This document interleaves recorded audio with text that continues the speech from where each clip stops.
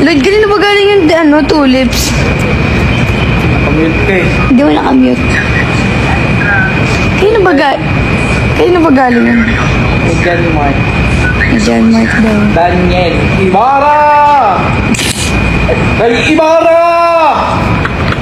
Naging matapang na ngayon si Fiang dahil siya na mismo ang nagtanong sa kanyang live kung kanino galing ang 20 tulips na yon.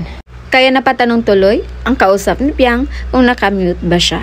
Pero ayon pa kay Fiang, hindi. Sinadya talaga ni Fiang na hindi i-mute yun para marinig ng kanyang mga viewers na galing nga kay GM ang 20 tulips na yon. At ipinangalandakan pa nga ni Fiang na ang 20 tulips na yon ay buong pangalan ni GM na si John Mark Daniel Ibarra. Naging issue kasi ang 20 tulips na yon dahil may umangkin na galing nga daw kay Jaren. In Kiwi we trust. Go. Go. Bahala kayo. Go, miss. Walang pumapegi yun. Walang po Peggy. Kayo yung mga Delulu girls. Sabihan mo, sandan ko siya. Nang ano? Ayuda. Nang? Ayuda. Nang ano?